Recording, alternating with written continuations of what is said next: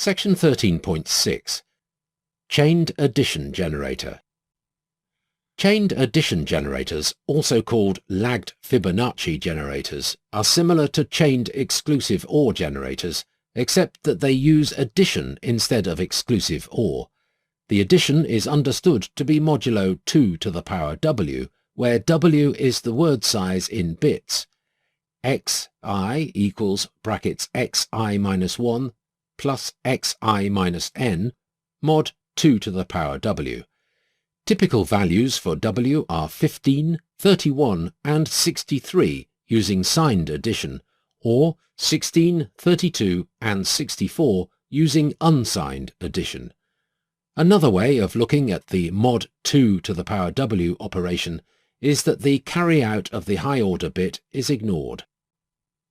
Because the addition produces carries from one bit position to the next higher bit position, the period of the higher bit is twice the period of the lower bit. The period of the low-order bit in each word is the same as the period of an exclusive OR generator with the same seeds. That is because addition is the same as exclusive OR with a carry. If the period of the low-order bit in a chained addition generator is p, then the period of the high-order bit is 2 to the power w minus 1 p. Chained additive generators are an easy way to get a longer period for little additional effort. Just find a chained exclusive OR generator with a long period, preferably a full period, and then expand it from single bit width to full word width. Like the multiplicative congruential generators, the most random part of the sequence of outputs is the high-order end. For a sequence of pseudo-random bytes, use only the high-order 8 bits of each word. Once again, you may use any of the combining functions from section 13.1 to combine the pseudo-random stream with the plain text to form a cipher. Section 13.7. Shift and XOR generator. Another class of PRNGs is the shift or exclusive OR generators invented by George Marsaglia of Florida State University. Marsaglia is best known for developing the Die-Hard suite of random number tests. These generators use two operators that work on integers.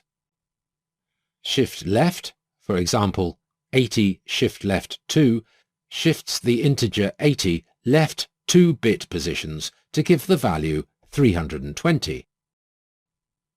Shift right, for example 80 shift right 2, shifts the integer 80 right 2 bit positions to give the value 20. Bits that are shifted out of the high or low order end of the computer word are lost. For example, 25 shift right 1 is 12, not 12.5. These operations contrast with the cyclic shifts left and right, where the bits that are shifted out of one end of the computer word are placed at the opposite end. For example, if the hex digits in a 32-bit computer word are 1, 2, 3, 4, 5, 6, 7, 8, then 1, 2, 3, 4, 5, 6, 7, 8 cyclic shift left 4 gives 2, 3, 4, 5, 6, 7, 8, 1, and 1, 2, 3, 4, 5, 6, 7, 8 cyclic shift right 12 gives 6, 7, 8, 1, 2, 3, 4, 5, because each hex digit has 4 bits. If the word is contained within a larger computer register, the unused bits need to be zeroed out.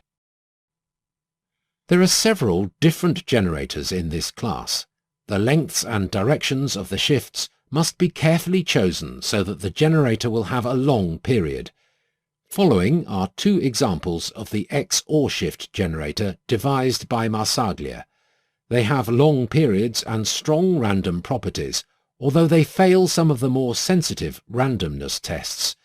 Each generator uses 3 shift and exclusive OR steps in a left-right-left pattern to produce the next number in the sequence. The variable y is used to hold intermediate values. Any positive integer is a qualified seed. Section 13.8. FR_AND. FR_AND, for Fast Random Generator, is my own creation. FR_AND uses an array of S binary words of width W. That is, it uses the low-order W bits of each word in the array to hold an unsigned integer value. The period depends on the values of S and W. I have found that W equals 29 works best, and that S equals 40 and S equals 64 give extremely long periods. The array of seeds can be viewed as a 40 by 29 matrix of bits. Each row is one seed, and each column represents one bit position within each seed word.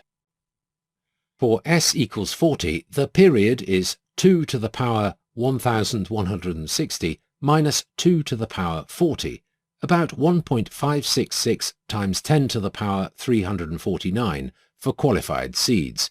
A seed is qualified if at least one of the 40 seed words is neither all zeros nor all ones. This generator has a weakness. If the seed array contains almost entirely zeros, then the generator may produce dozens or even hundreds of successive outputs that are mostly zero. In the extreme case, when the seed array contains 1159 zeros and only one 1, it will take at least 1120 cycles before there is at least 1 in every column. It is best if the initial seeds contain plenty of 1s and 0s in a random-looking pattern. One way to get a suitable seed array is to take a mnemonic or numerical key expressed in UTF-8 code and hash it into an 1160-bit value. A suitable hash function is. Once the generator has been seeded, the pseudo-random sequence can be generated by the recurrence formula. The recurrence formula for this generator uses an index or place marker n.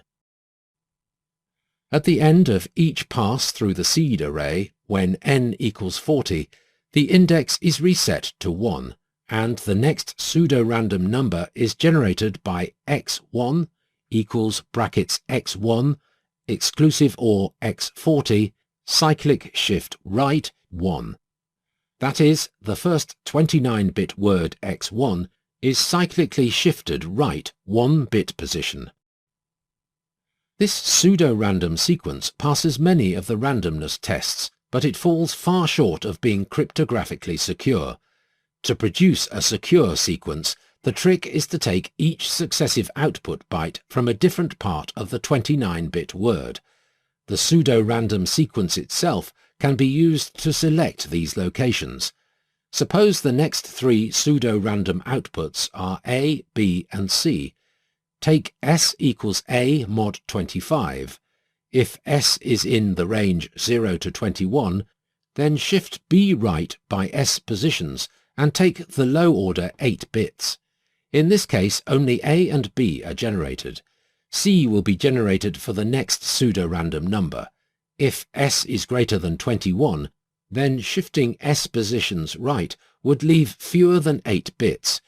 In this case, discard A and take S equals B, mod 22. Shift C right by S positions and take the low order 8 bits as the random output. To put this algebraically, this process uses an average of 2.12 pseudo-random outputs to produce each secure key byte. That way, the key byte comes from the even-numbered outputs about half the time, and from the odd-numbered outputs half the time. The generator switches back and forth from odd to even and back about once every 8 cycles in an irregular pattern.